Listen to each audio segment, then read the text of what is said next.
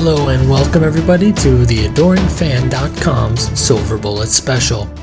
Anything and everything you need to know about becoming, being, or killing werewolves in the Elder Scrolls Online.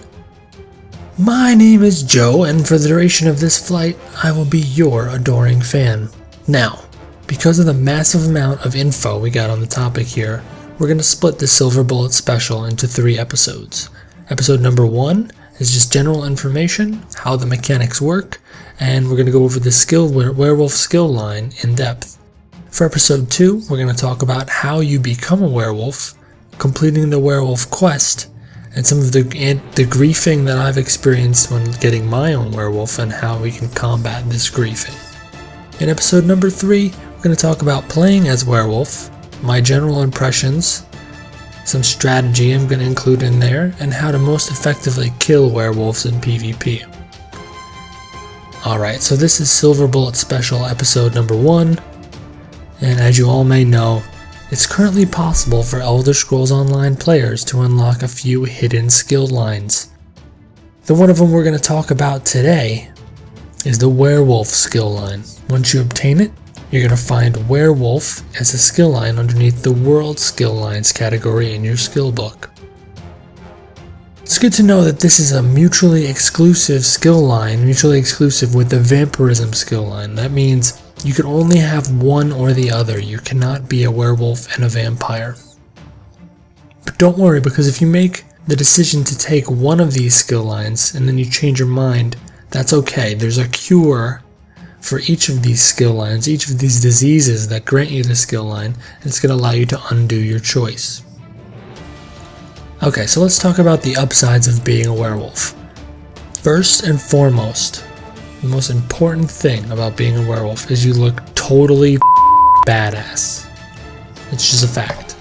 Also, as a werewolf, you now run crazy fast. I want to say it's a 50% passive movement speed increase. That's faster than I think my mount runs. Just worth putting it out there.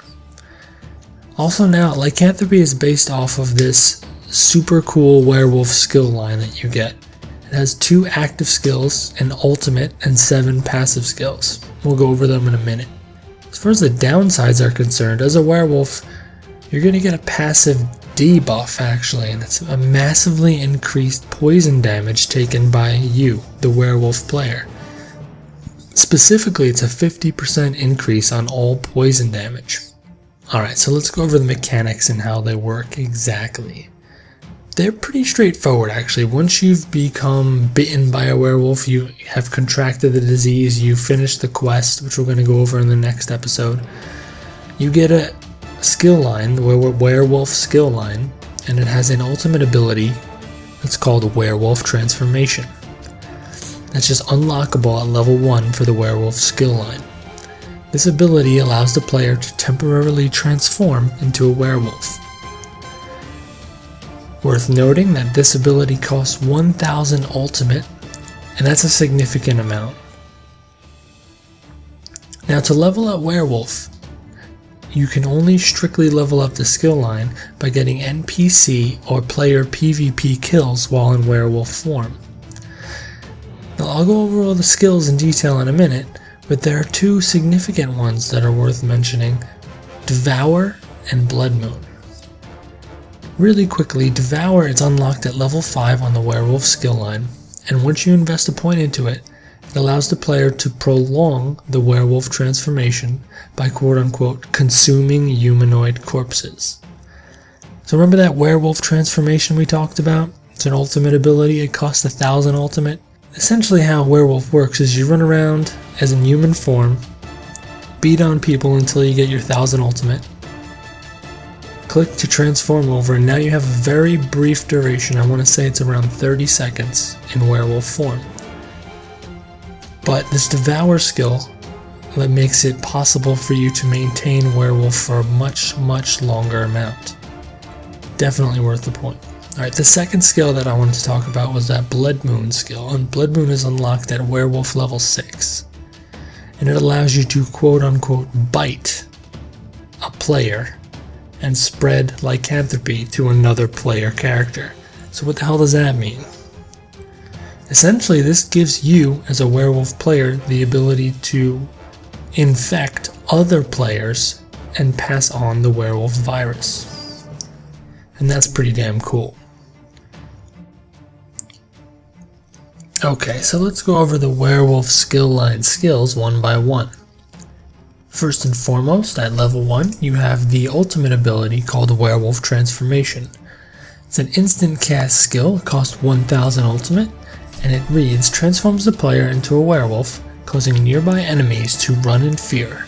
Will increase your stamina, armor, and run speed, and your attack damage will now be derived from your maximum stamina. So this is a lot to take in. What does it say here? So it's an instant, it costs a ton of ultimate. 1000 ultimate, I believe, is just takes quite a while to get that much. It also says when you transform, you're gonna cause nearby enemies to run in fear. Very cool. Increasing your stamina, armor, and run speed, all huge significant melee abilities. And the attack damage is derived from maximum stamina. Pretty sweet. Now what they don't tell you here is the duration, and I do believe that at level 1 Werewolf Transformation only lasts about 30 seconds. Alright, so let's look at the next move here. The next move is an active ability. It requires Werewolf rank 2. It is called Pounce. Pounce is an instant cast. You have to target someone, and it has a range of 5 to 20 meters. It costs 250 stamina. You obviously can only use this while in werewolf form. Reads the player will leap to the target, dealing 85 physical damage and stunning off-balance targets. One thing worth mentioning here is that once you transform into a werewolf, you actually get access to a third action bar, and I say third because at level 15 you get access to the second action bar. This third action bar you don't actually get to customize. It is just going to be your werewolf action bar, and you only have access to the werewolf abilities once you're in werewolf form. Looking at the third ability here, it is called Roar, and it is unlocked at werewolf rank 5. It is a 1 second cast time, so it's the first active with a cast time, and it's an AoE ability. It has a radius of 8 meters and it costs 250 stamina. Again, it says unleashes a beastly roar causing fear, disorientation, and off balance to enemies within 6 meters, and that lasts for 3.5 seconds. It'll affect up to 3 nearby enemies. This one's pretty cool. It's just pretty much a group AoE. You know, it has some cast time to it, but it's not too bad. It'll unlock at level 5. So the first of the passive abilities, it's unlocked at werewolf rank 3. It's called Pursuit. And it's pretty straightforward. At rank 1, it says increases your stamina by 10% while in werewolf form.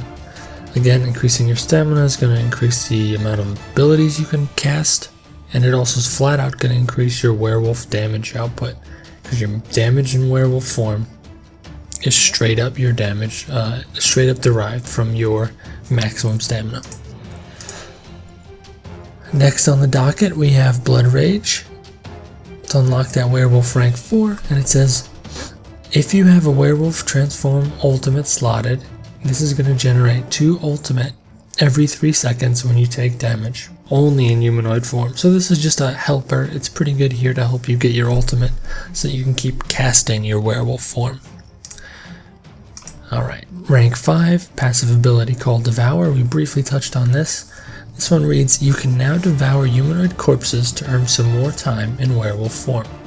I don't have the exact numbers on this, but once you kill a corpse, and when you're standing over it, you'll get a little hover on the screen, and it'll be actually the X key on your keyboard, and it'll come up X as an option to devour that corpse.